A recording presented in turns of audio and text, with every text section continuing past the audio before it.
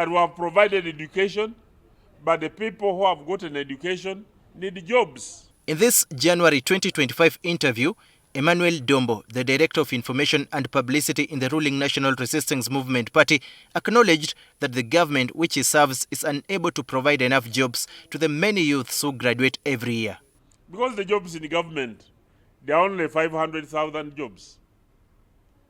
But every year, over 100,000 perhaps students are graduating.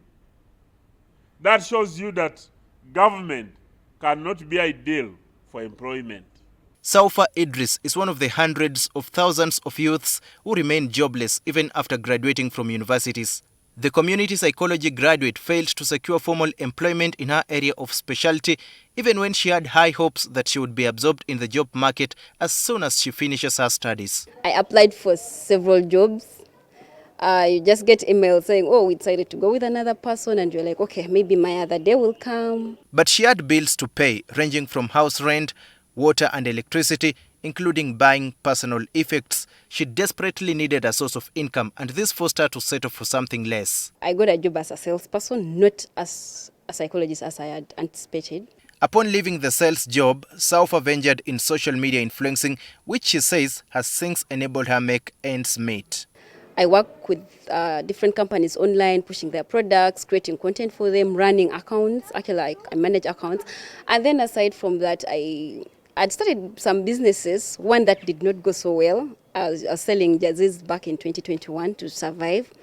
But something happened and the business did not go so well. Saufah's enthusiasm for psychology and mental health inspired her to enroll for a master's degree in clinical psychology, and she is now in her final year. I was hoping that I would get a job maybe if I had other papers on top of the paper I had. This means she had to think of other sources of income in order to sustain herself in the capital Kampala without burdening her parents or resorting to illegal ventures. Honey business immediately came into her mind. She went on to order for natural honey from suppliers in eastern Uganda, which she packages and brands before selling. I don't have like a shop for it, but I just push it online. Since I have so many followers, I decided to change my followers to money, customers actually, not even money. She adds that she faces multiple challenges. For a whole month, you can actually get, let's say, one client, and of which that client maybe has bought 1 liter of honey. That is like close to Uganda shilling 30,000.